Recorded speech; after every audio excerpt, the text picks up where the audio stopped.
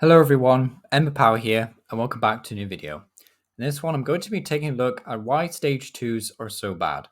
So first of all, I really need to say this. I'm basically just going to be looking exclusively at single price stage 2s. I think the stage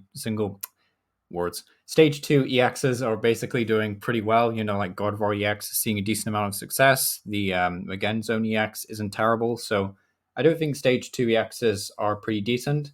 But when it comes to single price stage 2s, they leave a lot to be desired. So in this video, I'm going to be going over why they are so bad.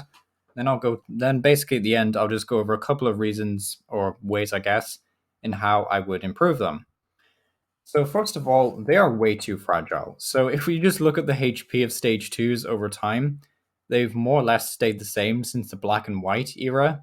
140 HP, 130 HP. They've not increased at all, really.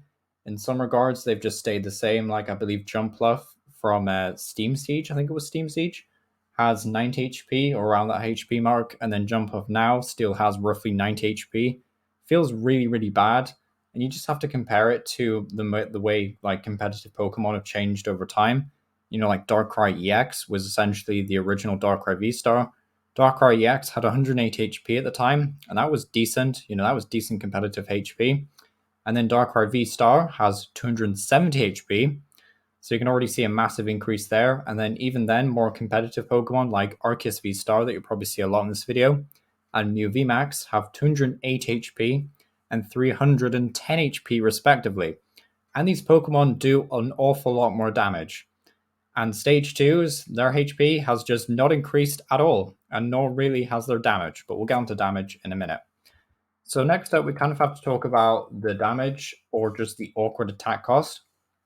So I think Tyranitar is a really good example of a stage 2 that on paper seems really, really solid, but because of many different factors, just ends up being this. It's like barely a rogue deck, really. It's kind of like meme tier, I guess. But Tyranitar, 108 HP, so pretty fragile. 2 attacks. Route is pretty decent, to be honest. 30 damage and 30 more for each of your opponent's bench Pokemon. Pretty good attack. And then Dread Mountain for 2 Dark Energy does 230 damage and discard the top 4 cards of your deck. So the damage here isn't really the problem, I guess, as such.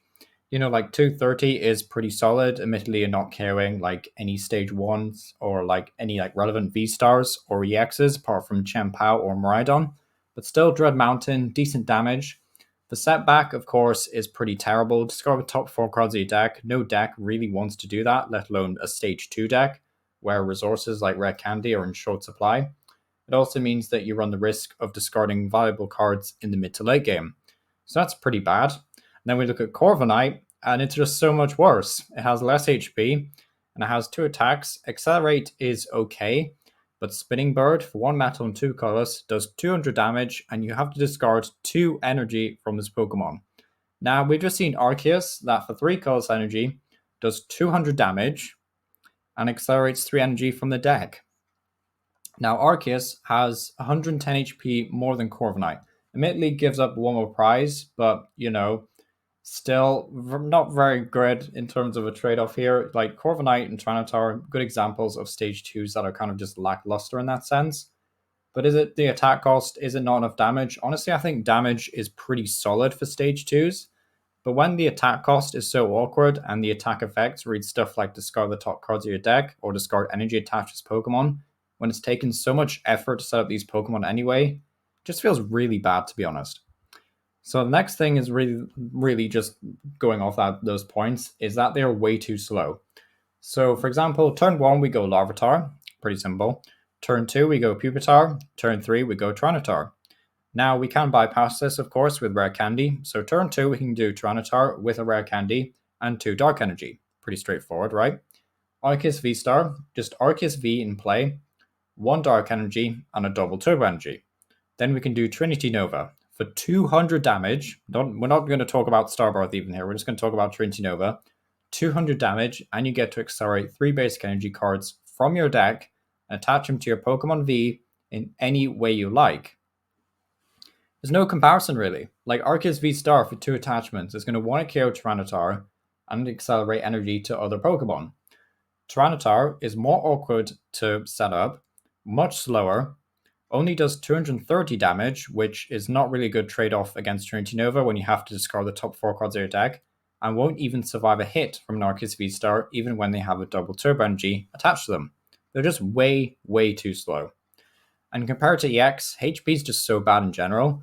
Like, we have a look at this Ice QV. Like, all of these cards were recently revealed from City and Flames. That's why one of them's in Japanese. Ice QV, 210 HP.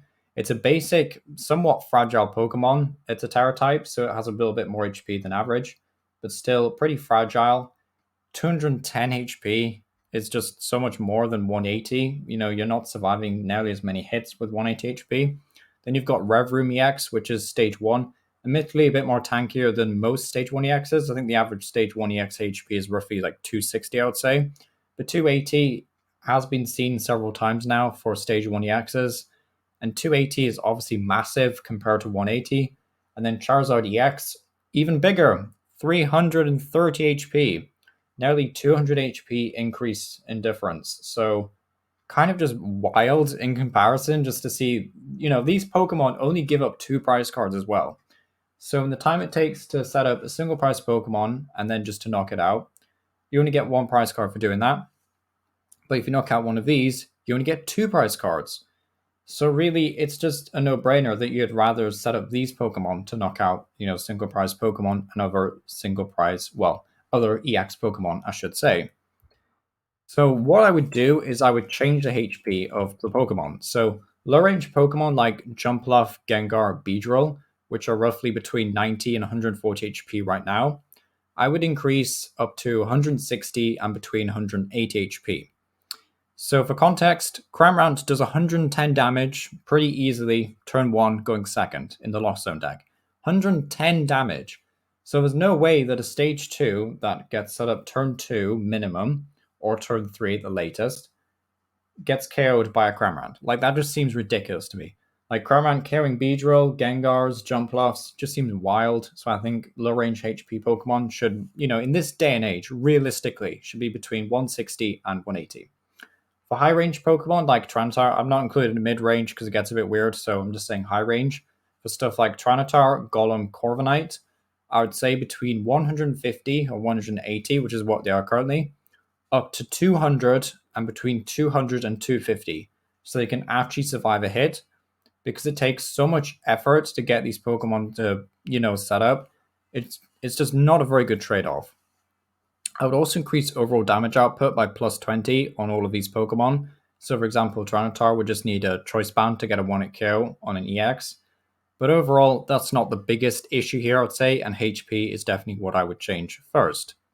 So in conclusion, as cool as this current format is with Paldea Evolved, it is very fast like most past formats, and it's easy to see Pokemon wanting to keep that going, even when current decks rotate. Just look at what we expected from last rotation, for example. Like, we keep expecting rotation to be this slower format. It just never happens. Like, it just never happens. Sableye and honestly Chrome as well are massive pains to evolving decks, so that's obviously going to affect stage 2s right now, but I still think even without these, stage 2s would still be too slow to compete. Damage and attack costs might also need to be addressed, but HP I think is the biggest issue right now. At the end of the day, not every card can be great, but the hope is to get more unique and creative stage 2s in future sets, and finally some more competitive single prize decks. But yeah, it's been Power. Thanks for watching. Let me know what you think down below. And yeah, thank you for watching.